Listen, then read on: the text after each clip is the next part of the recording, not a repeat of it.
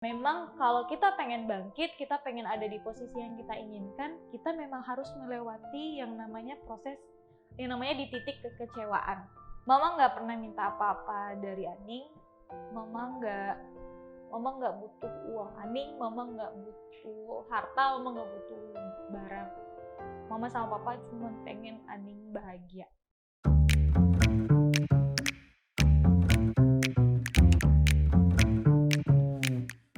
Hai baby, ayo semuanya pasti pada berpikir ini siapa sih gitu kan. Nah, aku mau perkenalan dulu. Nama aku Aning Astria Nanci, biasanya dipanggil Aning. Terus umur aku baru 22 tahun, masih muda banget. Dan aku ini gadis Minang asli yang mana bertempat tinggal di Payakumbuh gitu loh. Nah, jadi mungkin teman-teman bertanya-tanya nih, ini orang kenapa ada di sini gitu loh kan.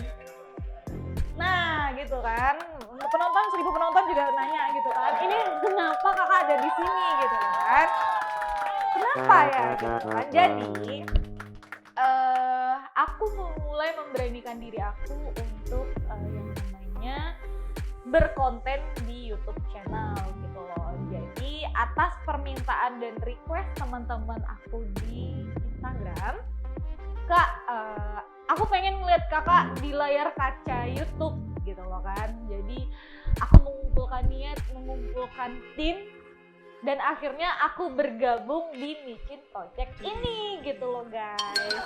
Siapa ini? Ada yang tuh, ada kucing guys gitu loh kan.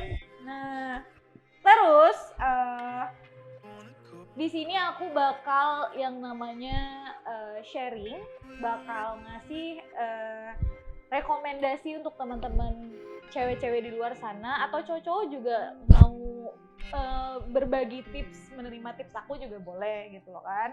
Kita bisa sharing, kita bisa berbagi, kita bisa semuanya deh. Pengen ngapain aja ke aku, apain deh gitu ke aku kan. Intinya positif gitu loh. Intinya positif, dan juga aku sedikit gak fokus karena ada makanan di sini. Tuh, kalian gak ngeliat sih, tapi ini godaan buat aku. Jadi sebelum aku memulai tag video ini pada hari ini tanggal segini, sebelumnya aku juga udah nanya ke teman-teman di Instagram aku untuk menanyakan pertanyaan-pertanyaan terhadap aku gitu loh guys. Nah, jadi aku udah ngumpulin beberapa pertanyaan yang random, aku bakal bacanya random.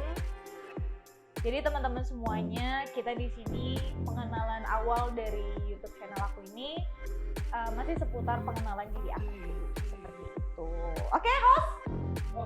Oke, penonton. Ini penonton aku rame banget guys, ada 2 orang gitu ya. Jadi aku juga udah nyiapin penonton alay di sini, tapi wujudnya ada di belakang kamera. Dibayar pasti gitu. Bayar dong tuh, nggak mungkin lah kita nggak bayar, kan kasihan anak orang nggak bisa bayar gitu guys. Oke, kita coba membacakan yang namanya komentar pertanyaan-pertanyaan dari teman-teman aku yang sangat baik yang ada di Instagram. Oh ya, sebelum aku bacain, teman-teman jangan lupa follow Instagram aku Aning Astria Nanci gitu, nanti ada di bawah ini. Sering gitu loh. Apa? Oh ya, jangan lupa Aning sering di follow. Dan kita coba mulai jawab pertanyaan-pertanyaan. Yang pertama, oke, kita bakal jawab pertanyaan dari Dianai344. Tinggi badan dan berat badan kakak berapa? Nah, sebelumnya aku di Instagram sering banget ditanyain begini. Jadi kalau tinggi badan sih alhamdulillah nggak naik-naik, yang nggak bertambah-bertambah. Tinggi badan aku 163. Untuk berat badan aku dari 52, 53, under 54 gitu deh. Pernah sampai gendut banget itu 56, tapi udah nggak pernah lagi. Pokoknya sampai 53 aja gitu loh ya. Next, kita baca pertanyaan dari Meiza Rizkia Putri. Kak, mau nanya gimana sih rasanya jadi orang cantik? Nah, ini kadang aku juga bilang ke teman-teman semuanya, aku itu nggak cantik gitu loh. Aku nggak cantik. Aku nggak cantik. Aku nggak mau dibilang cantik, cukup ayang aku aja yang bilang cantik. Tapi ayang aku jarang bilang cantik. Ada sesekali. Oh ya, ayang ini cuma konten kok. Aku tahu kamu selalu bilang aku cantik gitu. Apa ya, aku nggak pernah ngerasa diri aku cantik. Yang intinya menurut aku perempuan itu punya kelebihan masing-masing. Jadi cantiknya seseorang itu nggak perlu dilihat dari parasnya, bisa dilihat dari sikapnya, bisa dilihat dari kepribadiannya atau tutur bahasanya. Kalau dari hatinya bisa nggak? Hati nih gitu loh. Jadi kamu jangan nilai aku cuma dari gitu loh, tapi dari hati aku, dari hati. Karena nol besar kalau perempuan itu secantik apapun, tapi kalau misalkan hatinya itu tidak cantik, itu bakal jadi nol besar banget buat aku. Jadi sebelum kamu mempercantik wajah kamu, karena wajah itu bisa banget dirubah, OP bisa gitu kan, skincare di mana aja sekarang juga banyak, dari yang murah sampai yang merkuri banyak, sampai yang mahal, dokter-dokter kecantikan banyak. Asal ada uang sih semua bisa dirubah gitu kan. Yang paling penting itu hati. Kalau misalkan hati kamu udah cantik, ikut kepribadian kamu ngikut, sikap kamu ngikut, tutur bahasa kamu ngikut, dan kamu sopan, kamu ke semua orang juga bersikap baik, nah dengan sendirinya aura kecantikan itu bakal terpancar gitu loh menurut aku ya. Jadi jangan menilai cantik itu hanya dari paras, dari hati sih yang pertama menurut aku. Jadi aku nggak ngerasa cantik, cuma kalau teman-teman ngeliat aku cantik, aku nggak tahu ya, itu kayak beban buat aku gitu loh guys. Oh no. Oke, next aku bakal bacain pertanyaan dari Devitrilili underscore gitu ya. Lalala, lalala, Tuh heboh, ada 1 juta penonton sebenarnya di belakang penonton alay aku guys. Apa motivasi kami untuk bisa konsisten dalam melakukan sesuatu hal? Pertama sih menurut aku motivasi aku dalam melakukan sesuatu itu pasti ada positifnya. Kalau misalkan sesuatu itu positif buat kita bakal memotivasi diri kita untuk meraihnya gitu loh. Jadi yang memotivasi aku sebenarnya dalam melakukan hal sesuatu itu sesuatu hal itu berdampak positif nggak sih sama aku? Bisa membuat aku menjadi lebih baik lagi apa enggak gitu loh. Kalau misalkan memang iya, dipacu tuh semuanya. Kalau misalkan memang itu terbaik menurut kita, ya udah kita lakukan sebaik mungkin, semaksimal mungkin. Di situ juga didorong dengan semangat kita sendiri, dibantu dengan doa juga, dibantu juga doa dari keluarga pastinya juga gitu loh, dan dibantu dengan teman-teman yang selalu mensupport kita gitu. Sebenarnya teman aku banyak banget di sini. Halo guys, Nah, sebenarnya teman-teman aku banyak di sini, cuma kalian aja kalian. Nanti aku bakal bayar semuanya. Doain aku semangat terus nyari uang guys, biar bisa bayar mereka. Kani pernah di ghosting nggak? Kalau iya, di ghosting siapa? Pertanyaannya salah. Enggak lah. Aku nggak tahu. Iya, nggak tahu pernah di ghosting apa enggak. Pernah di ghosting, pernah yang galau, tapi nggak tahu galauin siapa gitu kan. Antara kita nggak siapa-siapa, tapi kok nyaman, tapi kok ini. Jadi pasti banyak nih teman-teman semuanya yang jadi korban ghosting. Sama sih, itu manusiawi sih guys. Support. Oh ya, gimana caranya untuk sembuh dari yang namanya dunia perghostingan aja kalian. Nah, aku karena juga pernah gitu loh. Menurut aku prinsipnya gini aja sih. Orang bakal datang dan bakal pergi. Kamu datang, bisa jadi aku usir, atau kamu kemauan kamu sendiri gitu kan, biasa kayak gitu kan. Intinya kumbang itu nggak satu guys, ambung itu nggak sangkayu. Ini buat cowok-cowok juga ya, semua orang itu berhak untuk memilah dan memilih. Mungkin dalam pendekatan kalau misalkan memang merasa tidak cocok, ya dia nggak ghosting. Nah itu kan biasa tuh gitu kan. Sebenarnya kalau ghosting ini aku juga sering sebenarnya. Ya gitu deh intinya. Pokoknya teman-teman kalau misalkan di ghosting sama orang, healing aja, semangat, cari yang lain gitu, cari yang baru intinya. Jangan stop di dia aja, karena masih banyak yang lain. Tuh tips dari aku ya. Udah deh, jangan galau-galau lagi masalah itu. Karena memang gitu guys, kalau kita nggak sembuh gimana mau bangkit? Masa galauin satu cowok aja, padahal di luar sana masih banyak yang ganteng-ganteng kan. Tuh kayak abang ini ganteng tuh, abang itu tuh ganteng tuh. Kakak itu juga cantik, masih ada. Kalau nggak ada yang mau sama kalian, nanti kita buka biro jodoh nanti di sini. Oke, next. Jadi pertanyaan dari Kasih Wulandari, kakak kalau lagi foto endorse gitu di tempat umum ada rasa nggak pede atau malu nggak sih? Ada. Dulu ada sih. Dulu sempet kayak aku masih belum menemukan jati diri aku. Masih belum tahu nih arah ini sebenarnya passionnya kemana sih gitu loh kan. Masih belum ngeh banget gitu kan. Sampai akhirnya aku ngerasa, loh hobi aku jadi kayak gini deh, foto-foto gitu kan. Hobi aku jadi kok seneng foto ya, kok jadi seneng dengan dunia sosial media gitu loh kan. Kok aku kepercayaan diri aku tuh langsung timbul gitu loh guys. Nah di situ aku mulai ngerasa, oh passion aku memang di fotografi. Mungkin aku memang pengennya di kayak kalau di bahasa Minang itu mantia di kamera gitu, kayak centil di kamera gitu ya bang ya. Nah di situ tuh mulai udah deh gitu loh. Intinya sebenarnya gini, seseorang itu yang paling susah itu menimbulkan kepercayaan dirinya. Susah banget untuk melihatkan kepercayaan dirinya karena nggak sembarang orang yang bisa percaya diri. Nah balik lagi, karena dari situ aku ngerasa kepercayaan diri aku ini belum tentu semua orang punya gitu loh. Belum tentu semua orang berani juga melakukan hal yang sama. Foto di luar, dilihatin semua orang, dicemooh atau gimana gitu kan. Nah, sampai akhirnya aku ngerasa aku nyaman gitu loh. Ini memang dunia aku, ini emang passion aku dan aku nyaman. Ya udah, percaya diri aja jadinya, nggak masalah gitu. Kalau haters itu pasti komentarnya buruk, semuanya pasti buruk gitu kan, buruk. Tapi kalau aku ngerasa gini, seseorang bisa bangkit itu perlu cemooh dan komentar buruk dari orang lain, karena di situ dia bisa berproses, dia bisa bangkit, dia bisa membuktikan sama haters itu kalau misalkan apa yang dituduhkan sama mereka itu tidak benar.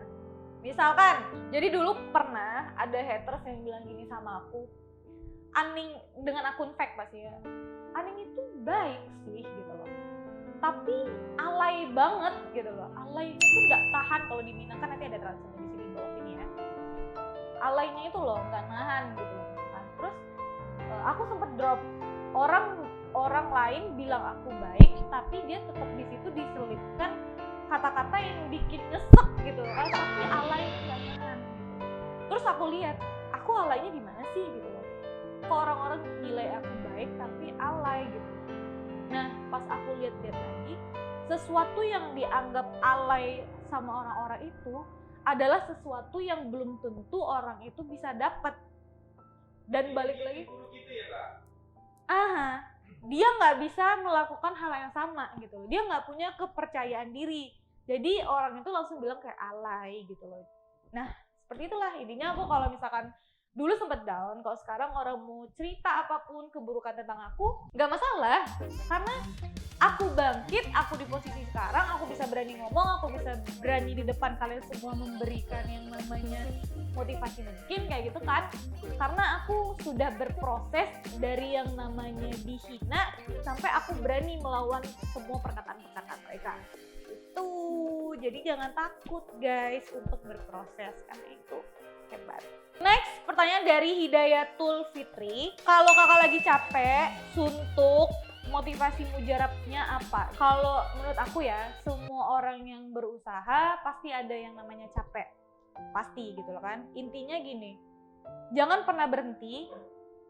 Kalau misalkan kamu capek, ya udah istirahat aja.